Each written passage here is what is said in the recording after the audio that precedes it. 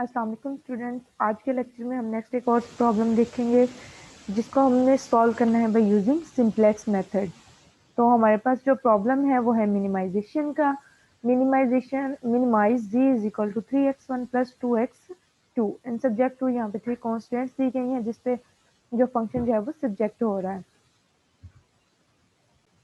आपने previous lectures में देखा होगा हमारी जो भी प्रॉब्लम थी, हमने दो प्रॉब्लम को सॉल्व किया, एक मैक्सिमाइजेशन की प्रॉब्लम और एक मिनिमाइजेशन की प्रॉब्लम। तो दोनों में जो कॉन्स्टेंट्स थी वो लेस देन टाइप की थी।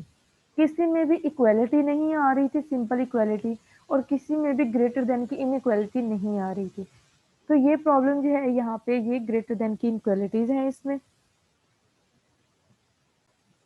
तो इनको सॉल्व किस तरह से करना है, यहाँ पे हमने क्या करना होता है, सिंपलेक्स मेथड में सबसे पहले इसको स्टैंडर्ड फॉर्म में कन्वर्ट करते हैं। स्टैंडर्ड फॉर्म में कन्वर्ट करने के बाद हमने इसको टेबुलर फॉर्म में कन्वर्ट करना होता है। तो सबसे पहले इसकी स्टैंडर्ड फॉर्म बनाई है, Z is equal to 3x1 plus 2x2। इसको लेफ्ट साइड पे लेके जाएंगे तो ये दोनों माइनस में आ जाएंगे और इक्वल में 0 हो जाएगा। सब्जेक्ट टू कॉन्स्टेंट जो है वो ग्रेटर देन टाइप की हैं, तो हम इसमें से कोई वेरिएबल जो है वो माइनस करेंगे तो ये इक्वेशन में चेंज हो जाएंगी और इनको हम सरप्लस वेरिएबल्स बोलते हैं। और नेक्स्ट लास्ट पे जो कंडीशन लगानी होती है, ये सारे के सारे जितने भी वेरिएबल्स आ रहे हैं ये सारे ग्रेटर देन और इक्वल टू 0 हैं। अब इस जो हमारा डाटा है इसको टेबुलर फॉर्म में कन्वर्ट करें। तो टेबुलर फॉर्म में ये 0 आ गई यहाँ पे, ये सारे के सारे बेसिक वेरिएबल, और इस साइड पे जो फर्स्ट रो है इसमें सारे के सारे आपके बेसिक और नॉन बेसिक दोनों आ जाएंगे और लास्ट में सोल्यूशन। अब प्रॉब्लम देखिए, प्रॉब्लम हमारे पास क्या था, मिनिमाइज द ऑब्जेक्टिव फंक्शन। अब मिनिमाइजेशन के प्रॉब्लम में हमें मोस्ट पॉजिटिव वैल्यू चाहिए होती है। तो देखिए यहाँ पे क्या 0 में कोई पॉजिटिव वैल्यू आ रही है, तो नो, यहाँ पे जीरो जीरो आ रहा है लेकिन कोई भी पॉजिटिव वैल्यू नहीं आ रही, दोनों नेगेटिव नंबर्स आ रहे हैं। तो इस प्रॉब्लम में अब कोई भी एंट्री वेरिएबल नहीं है। तो हमने ये पढ़ा था कि जब आपके पास कोई भी एंट्री वेरिएबल ना आ रहा हो तो मेथड को वहीं पे स्टॉप कर देंगे। अब ये मेथड जो है ये हमें स्टार्टिंग बेसिक सोल्यूशन तो प्रोवाइड कर देगा जिसमें x1 और x2 0 होंगे और s1 की वैल्यू 10, s2 की वैल्यू 12 एंड s3 की वैल्यू 12 होगी। लेकिन आपने देखा होगा कि जब इस प्रॉब्लम को हम बाय ग्राफिकल मेथड सॉल्व करते हैं, ग्राफिकल मेथड में इसका जो आंसर आता है वो है मतलब ग्राफिकल मेथड से जब हम इसी प्रॉब्लम को सॉल्व करते हैं, या आपकी ग्राफिकल लीनियर प्रोग्रामिंग मॉडल में जब जो सेकंड एग्जांपल की मिनिमाइज की, ये वो वाली एग्जांपल है जिसको सिंपलेक्स मेथड से सॉल्व किया गया है, सॉल्व करने की बिल्कुल कोशिश की गई है। तो अब यहाँ पे देखिए, यहाँ पे कोई भी एंट्री वेरिएबल नहीं आ रहा, तो ये मेथड जो है हम यहीं पे स्टॉप कर देंगे। अब ये टेबल जो है, फर्स्ट इसका जो टेबल है वो हमें स्टार्टिंग बेसिक सोल्यूशन तो प्रोवाइड करता है, x1 equal to 0, x1 equal to 0 and x2 is equal to 0, लेकिन s1 s2 और s3, अब ये देखें क्या ये रिड्यूस एचेलॉन फॉर्म में है, तो नो, यहाँ पे तो 1 1 होना चाहिए। इसका मतलब ये हमें स्टार्टिंग बेसिक सोल्यूशन भी कंप्लीट प्रोवाइड नहीं कर रहा।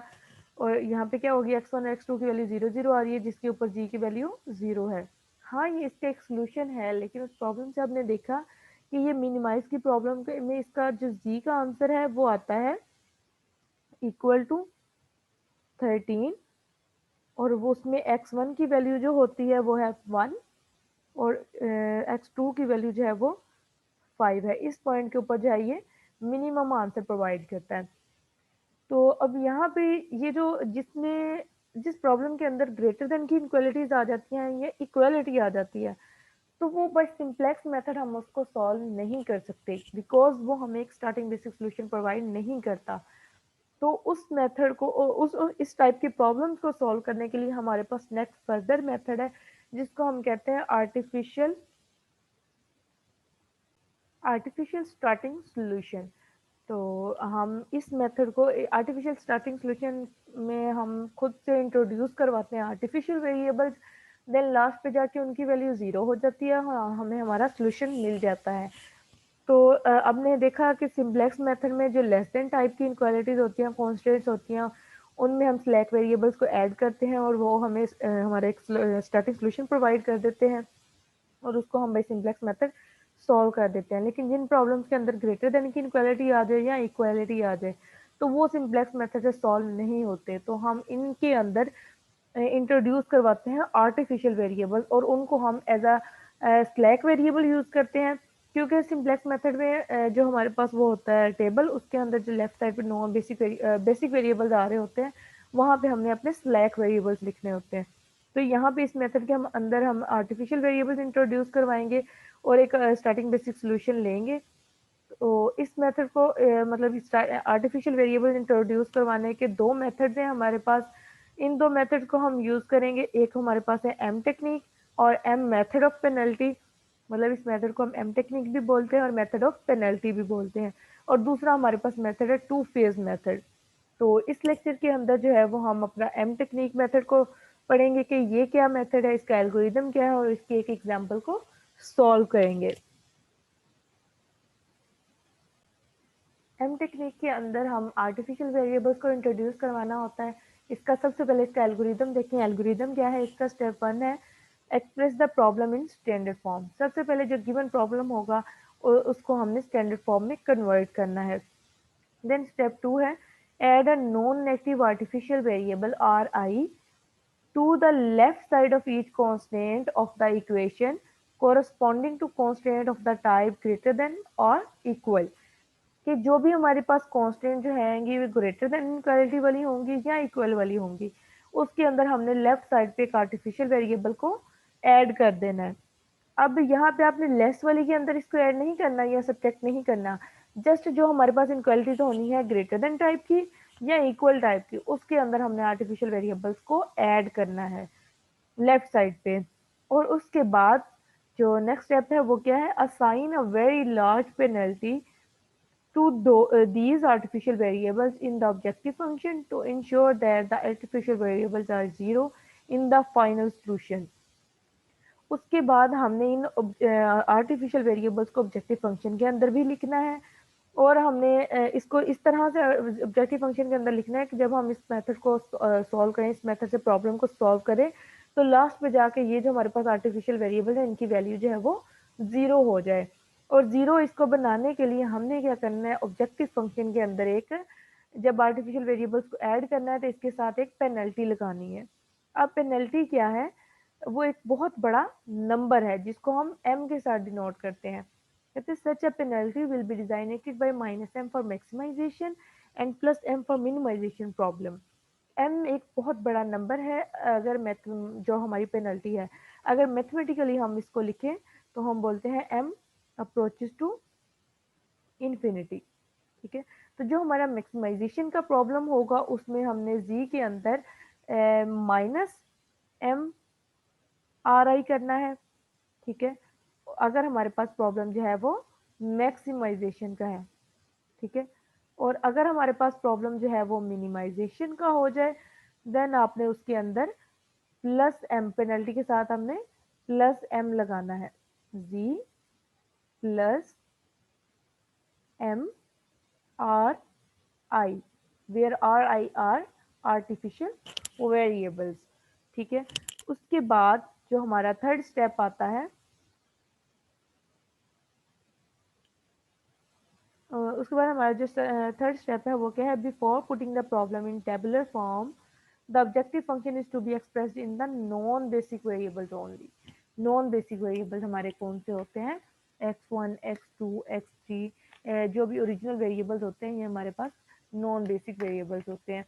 तो हमने अपनी प्रॉब्लम को नॉन बेसिक वेरिएबल्स में शो करना है। या नॉन बेसिक वेरिएबल्स हमारे पास जो ओरिजिनल वेरिएबल होते हैं वो भी होते हैं और साथ में उनके हमने उसमें और भी जो चीज़ ऐड करनी है वो हमारे पास हो जाएंगे जो हमारे स्लैक होते हैं, स्लैक वेरिएबल्स। ठीक है। उनको हमने इसमें जी वाले फंक्शन को हमने स्लैक और वो जो हमारे x1 x2 ओरिजिनल वेरिएबल्स है उनकी फॉर्म में उसको कन्वर्ट करना है। So that the right side column render the starting solution directly, ताकि राइट साइड पे हमारे पास डायरेक्टली जो है उसका स्टार्टिंग सोल्यूशन आ जाए। This is done by using the constant equation to eliminate artificial variable from the objective function। अब यहाँ पे मैंने ऊपर वाले स्टेप 2 में बताया कि हमने लार्ज पेनल्टी दे के तो आर्टिफिशियल वेरिएबल को ऑब्जेक्टिव फंक्शन में ऐड करना है। तो अब उनमें से आर्टिफिशियल वेरिएबल्स को हम कैसे खत्म करेंगे कि जो हमारी कॉन्स्टेंट्स आ रही है ना उसमें R1 R2 R3 आएंगे, उसकी वैल्यू वहां से निकाल के हमें ऑब्जेक्टिव फंक्शन में पुट कर लेना है। नेक्स्ट हम इसकी एग्जाम्पल करते हैं तो ये मेथड आपको ज्यादा अच्छे से समझ में आ जाएगा। प्रॉब्लम है हमारे पास minimize Z is equal to 4x1 plus x2 subject to constant है हमारे पास 3x1 plus x2 is equal to 3। Second constant है 4x1 plus 3x2 greater than और equal to 6 and third constant है x1 plus 2x2 less than और equal to 4। अब इसमें देखिए सारी मिक्सअप कंडीशन आ गई हैं, इक्वल वाली भी आ गई हैं, ग्रेटर वाली भी आ गई हैं और लेस वाली भी आ गई हैं।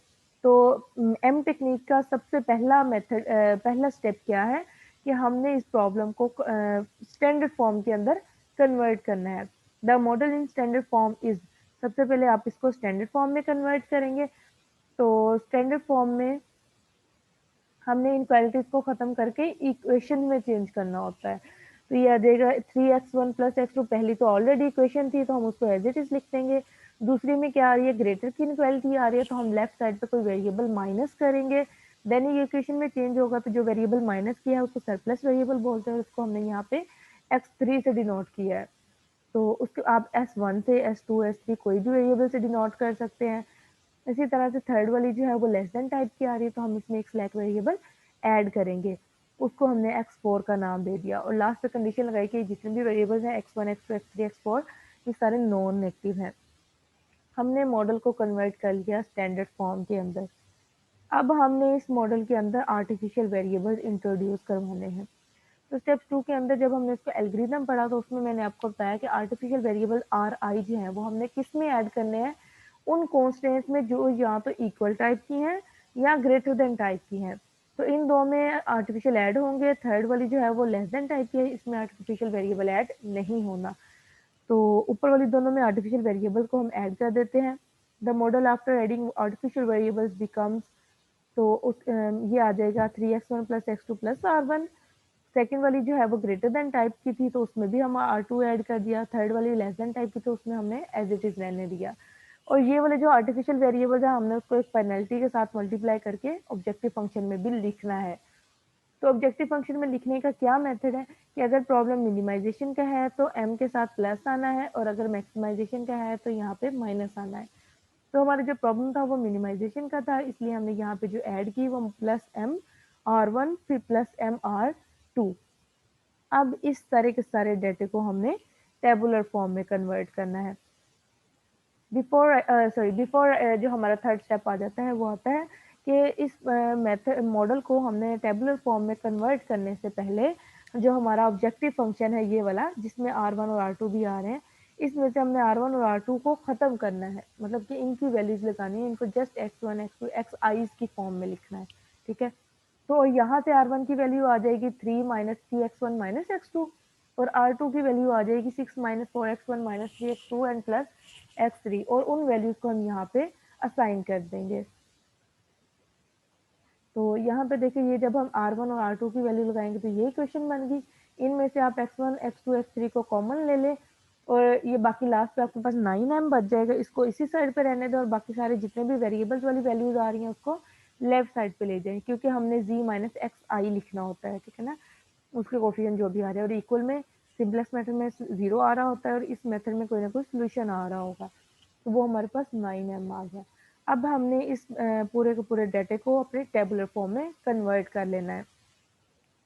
अब अब data can be written in tabular form as, ये हमारे बेसिक वेरिएबल्स आ गए और इस साइड पे हमारे नॉन बेसिक और बेसिक दोनों वेरिएबल्स आ गए।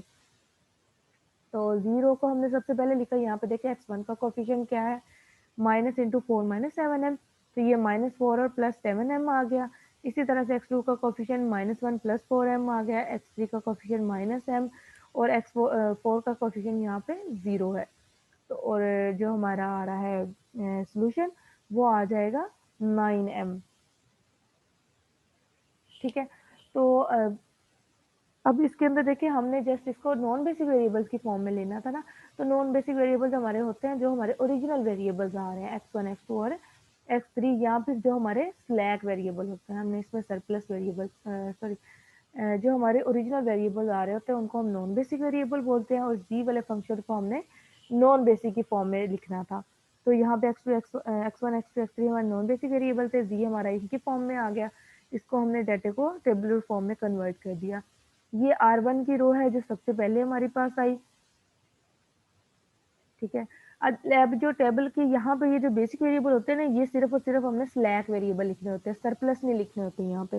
यहाँ पे जस्ट स्लैक वेरिएबल्स आते हैं, और स्लैक वेरिएबल क्या आएंगे, जो हमारे आर्टिफिशियल होते हैं ये भी as a slack variable use होते हैं। ठीक है, तो R1 R2 ये स्लैक वेरिएबल हो गए, और उसके अलावा ये x4 जो है ये स्लैक वेरिएबल है, क्योंकि ये लेस देन वाली इक्वालिटी में आ रहा है। ऊपर वाली जो थी ये इक्वेशन थी, और ये वाली ग्रेटर देन की थी। तो इनमें R1 और R2 जो है एज ए स्लैक वेरिएबल जो है रोल प्ले करेंगे, और x4 जो है वो भी एक स्लैक वेरिएबल है। तो इसकी जो ये कॉलम आता है बेसिक वाला, इसमें हमने जस्ट स्लैक वेरिएबल्स लिखे हैं।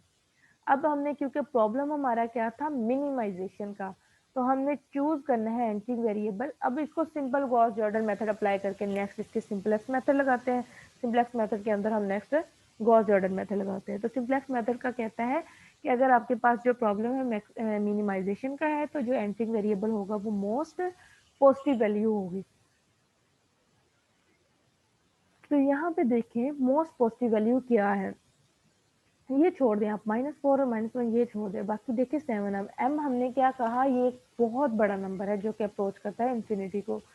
तो जो 7m है और 4m, तो इनमें से बड़ा कौन सा हो गया, 7m वाला। तो हम यहाँ पे x1 को इंट्रोड्यूस करवाएंगे, और हमारा लीविंग वेरिएबल क्या होगा, वो हम इस कॉलम की और अपने सोल्यूशन कॉलम की रेशियो ले लेंगे। तो रेशियो क्या आ रही है, 3/3 1, 6/4 3/2, और 4/1 इज इक्वल टू 4। तो सबसे लीस्ट रेशियो किसकी आ रही है, R1 की। तो हम x1 को इंट्रोड्यूस करवाएंगे और R1 को ड्रॉप कर देंगे, लीव कर देंगे। ठीक है, तो नेक्स्ट आइटरेशन में हमने x1 को इंट्रोड्यूस करवा दिया। इंट्रोड्यूस होने के बाद वो क्या आ गया, R1 की जगह पे आ गया है। ठीक है, तो नेक्स्ट जस्ट इस पे गॉस जॉर्डन मेथड अप्लाई किया है, इसको 1 बनाया, इसके ऊपर और नीचे सारे के सारे 0 बना दिए। देन अगेन हमने अपना एक एंटिंग वेरिएबल सिलेक्ट करना है। एंटिंग वेरिएबल मोस्ट पॉजिटिव वैल्यू आएगी। यहाँ पे देखिए ये -7m है, मतलब कि ये कोई माइनस में बहुत बड़ा नंबर आ रहा है। इसी तरह से ये 5m, सिर्फ एक ही हमारे पास पॉजिटिव में बड़ा नंबर है, वो हमारे पास आ गया 5m वाला x2 वेरिएबल। तो x2 को हम इंट्रोड्यूस करवाएंगे, और उसके बाद हमने देखना है हमारा लिविंग वेरिएबल कौन सा होगा। तो उसके लिए आप रेशियो चेक करें। तो 1/1/3 रेशियो क्या आ गई, 3 आ गई। 2/5/3 क्या आ गया, 6/5। तो ये 1 पॉइंट समथिंग बन जाएगा। ऊपर वाली 3 आ रही थी, और ये 1 पॉइंट समथिंग बन रहा है। और फिर ये 3/5/3 ये आ जाएगा 9/5। तो इनमें से सबसे जो छोटी रेशियो है ये वाली आ जाएगी R2 वेरिएबल की। तो हम इसमें x2 को इंट्रोड्यूस करवाएंगे और R2 को ड्रॉप कर देंगे।